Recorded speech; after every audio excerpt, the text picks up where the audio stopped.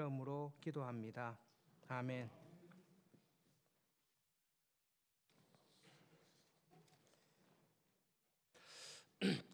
모세가 죽기 전에 40년의 생활을 돌아보면서 자기들의 세대가 어떠했을지, 그리고 앞으로 가나안 땅에 들어갈 세대가 어떠할지를 염려하면서, 사실 오늘 본문에서 염려하고 있는 것은 하나님께서 우리를 축복하셨을 때에, 하나님께서 우리 삶에 찾아오셔서 우리를 풍요하고 윤택하게 해주셨을 때에 우리가 당면하게 될 시험과 유혹에 대해서 모세는 굉장한 염려를 하고 있습니다.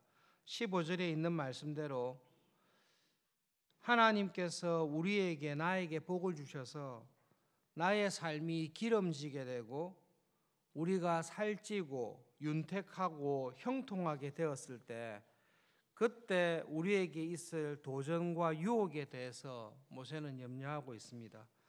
하나님께서 우리 삶에, 내 삶에 찾아오셔서 윤택하게 하시고 기름진 것으로 채워주셨을 때 우리의 본성이 기록되어 있습니다.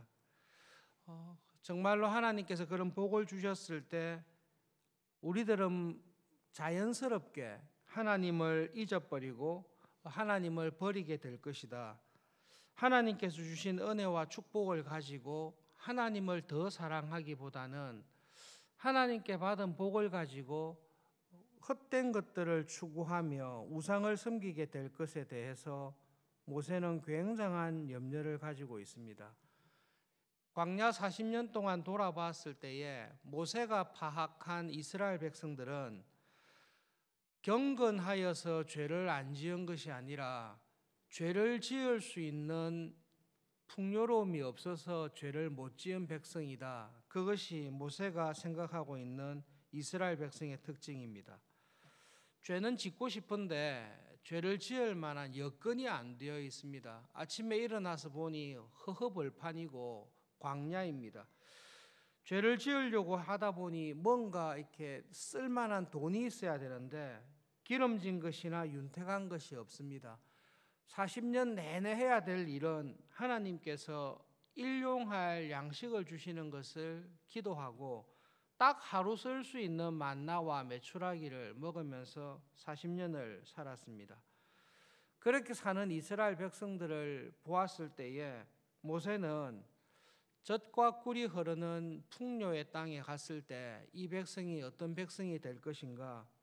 젖과 꿀이 흐르는 땅에 갔을 때에 이들은 하나님께서 주신 풍요와 축복을 가지고 하나님을 더 열심히 사랑하기보다는 그 풍요와 기름진 것을 가지고 이전에 지을 수 없었던 죄를, 이전에 없었던 유혹 속에서 하나님을 버리면서 살아가게 될 것이다.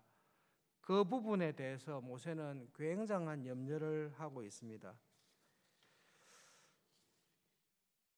하나님의 축복을 받았음에도 불구하고 하나님의 축복에 합당하게 살지 않고 그 축복으로 인하여 오히려 하나님을 배반하고 살아가는 사람의 특징을 모세는 두 가지로 기억하고 있습니다. 여러분, 우리 마음속에 저 사람은 하나님의 복을 너무 받아서 그 축복이 은혜가 되지 않고 그 축복으로 인하여 오히려 시험에 빠지게 되었다라고 생각되는 사람은 어떤 사람입니까? 우리가 잘못 오해할 수 있는데요, 우리 교인들 중에 제일 재산이 많은 사람이다. 우리 교인들 중에 사회적으로 제일 높은 지위에 있는 사람이다.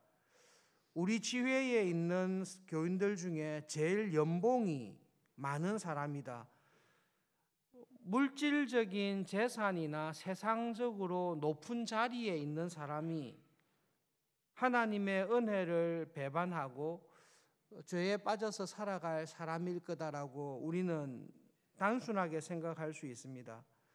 그런데 모세는 하나님께 은혜를 받았는데 그 은혜를 배반하고 죄에 빠져 살아가는 사람의 특징을 18절에 정확하게 지적하고 있습니다. 18절에 모세는 이렇게 말씀합니다. 너를 낳은 반석을 내가 상관하지 아니하고 너를 내신 하나님을 내가 잊었도다. 두 가지 특징을 이야기하고 있습니다. 상관하지 않는다라는 말은 마음에 두지 않는다라는 말입니다. unmindful, 마음속에 항상 하나님을 기억하면서 하나님을 염두에 두면서 살아가는 것이 은혜를 받은 백성의 특징입니다. 그런데 그 은혜를 배반한 사람은 그 마음속에 하나님을 생각하거나 하나님을 염두에 두고 살아가지 않습니다. 나에게 주신 은혜가 있습니다. 남다른 재능이 있을 수도 있고 하나님께서 나에게 주신 건강이 있을 수도 있고 하나님께서 나에게 주신 어떤 실력일 수가 있고 지위가 있을 수 있습니다. 근데 그 은혜를 기억한 사람의 특징은 마음속에 하나님께서 왜 나에게 이러한 은혜를 주셨을까를 항상 생각하면서 그 하나님께서 나에게 이런 은혜와 지위와 명예와 기름진 것을 주셨는데 그러면 나는 이것을 가지고 어떻게 해야 하나님께 합당하게 살까를 마음속에 항상 하나님을 생각하면서 살아가는 사람입니다. 그런데 가나안의 풍요 속에서 하나님을 배반하며 살아가는 사람은 하루의 생활 가운데 하나님을 염두에 두는 마음이 없는 사람입니다. 그냥 나에게 있는 것을 즐거워하고 다른 사람보다 많은 것을 자랑할 뿐이지 하나님 저에게 이러한 은혜를 주셨는데 이것을 가지고 제가 어떻게 해야 되겠습니까? 라고 하나님을 생각하는 마음, 하나님을 염두에 두는 마음이 없는 사람입니다. 그 결과 그는 하나님을 잊어버리고 살아가는 사람입니다. 새벽에 나와서 기도할 수 있습니다. 예배 드릴 수 있고 말씀을 볼 수 있습니다. 그런데 무엇을 잊어버렸는가 하면 하나님께서 나에게 이러한 풍요로운 것과 지위와 재산과 권력을 주셨는데 하나님 어떻게 해야 하나님의 뜻에 합당하게 이것을 쓰면서 살 수 있습니까? 그것을 잊어버린 사람입니다. 여러분 하나님의 은혜를 받았을 때에 그 받은 은혜를 가지고 하나님에게 더 크게 쓰임 받는 것이 마땅한 것인데 모세가 자기 세대를 우리 세대를 봤을 때 우리들 가운데 저 사람이 처음에는 개척교회를 할 때에 처음 신앙생활 할 때에 별 볼 일이 없었는데 하나님의 은혜로 교회가 부흥하고 성장하게 되었습니다. 하나님의 은혜로 미미한 교인이었는데 하나님의 은혜로 직분을 맡아서 권사가 되고 집사가 되고 장로가 되고 목회자가 되어서 성공한 직분자가 되었습니다. 그러면 더 하나님의 은혜 안에 겸손하고 더 하나님을 사랑하고 더 하나님 보시기에 충성되게 살 것을 기대하는데 뜻밖에도 성공한 목회자들을 보면 뜻밖에도 성공한 사역자들을 보면 뜻밖에도 모든 일에 하나님의 은혜로 풍요하게 된 교인을 보면 하나님의 은혜 안에 더 겸손하고 하나님의 은혜를 더 드러내는 그런 모습으로 살아가는 사람보다는 옛날에 어려웠던 시절을 잊어버리고 내가 지금 누리고 있는 성공과 영적인 축복과 은사들을 자랑하며 자기를 높이는 사람들을 더 많이 보게 됩니다.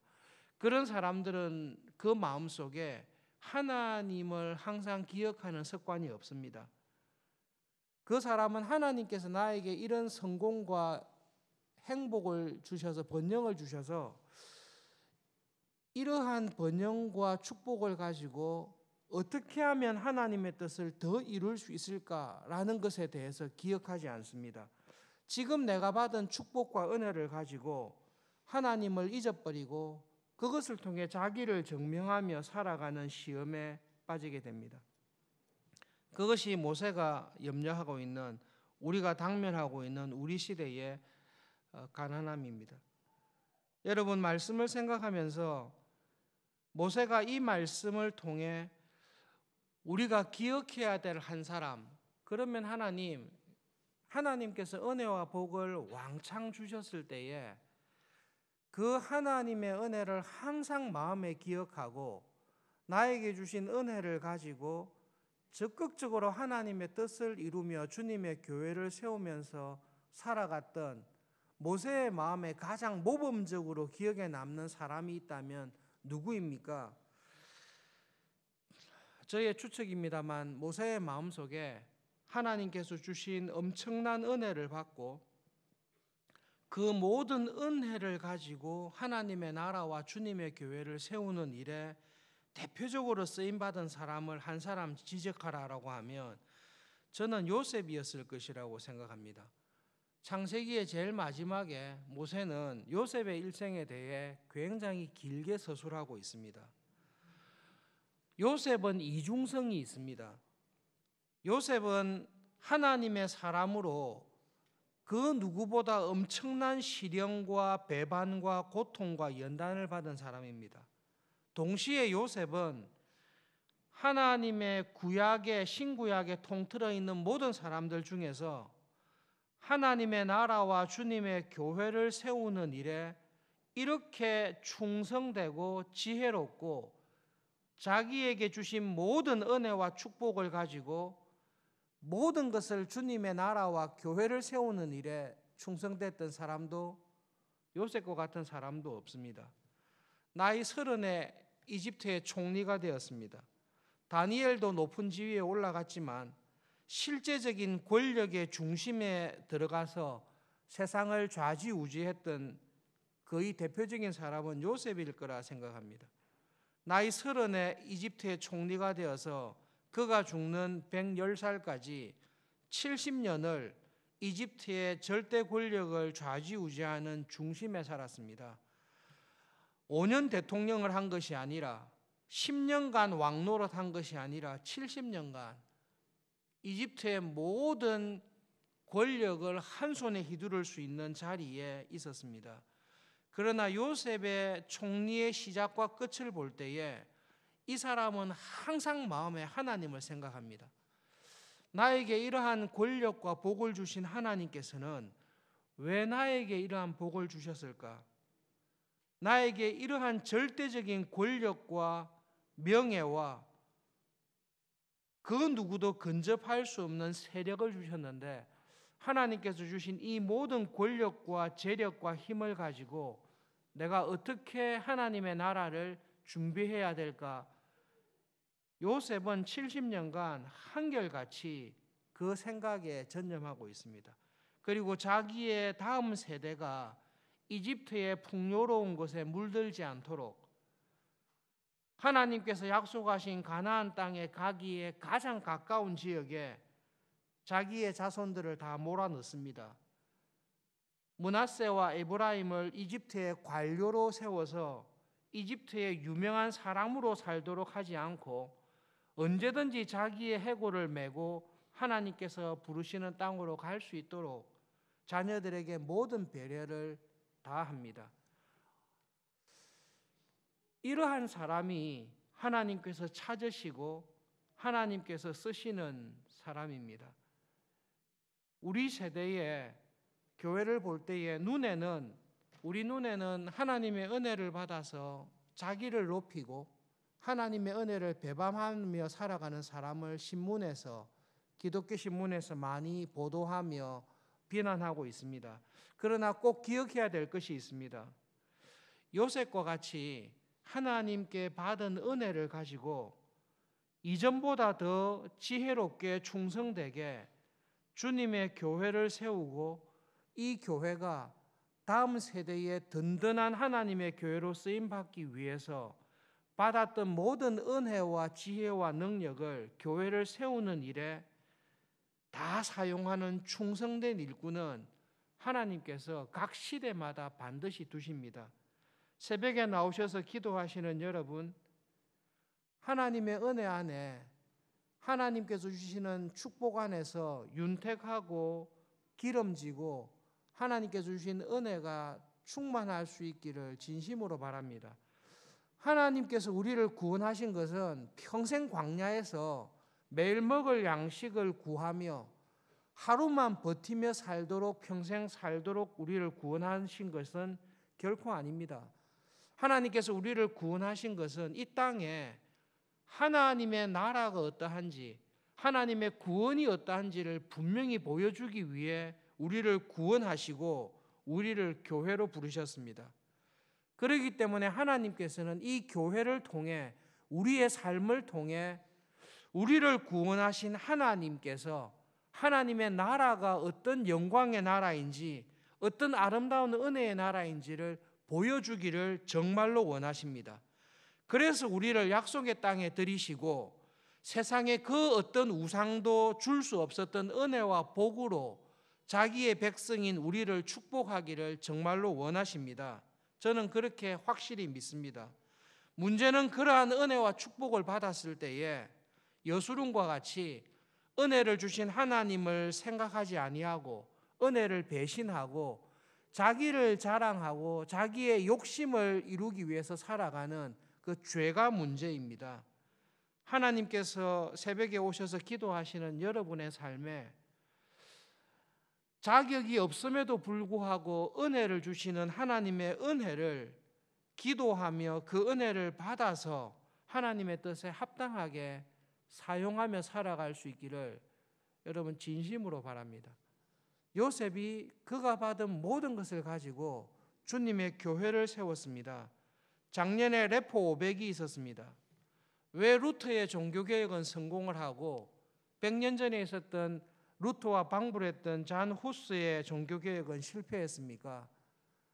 루터의 종교개혁이 성공했던 이유는 루터를 보호하기 위해 자기의 군주로서의 명예와 지위를 다 잃어버린다 할지라도 루터를 통해 주시는 하나님의 말씀이 복음이고 교회는 저렇게 서야 된다라는 것을 믿었던 군주들과 또 하나님이 주신 은혜 안에 사업에 크게 성공해서 나에게 주신 이 사업의 성공이 하나님의 은혜인 줄을 알고 개혁자들의 책을 출판하고 개혁자들의 교회를 든든하게 하기 위해서 자신의 모든 것을 다 버렸던 요셉과 같은 신실한 교인들이 있을 때에 주님께서 교회를 세우시고 그 교회를 통해 은혜를 베풀어 주십니다. 그것이 하나님께서 교회에 주시는 은혜입니다. 하나님께서 나에게 주신 은혜가 있습니다. 세상적으로 유명하며 실력이 있고 능력이 있습니다. 그것을 통해 내가 받은 은혜를 자랑할 뿐 주님의 교회를 세우는 일에 자기에게 주신 은혜와 복을 쓰지 않습니다. 그런 사람은 하나님의 은혜를 배반하는 사람입니다.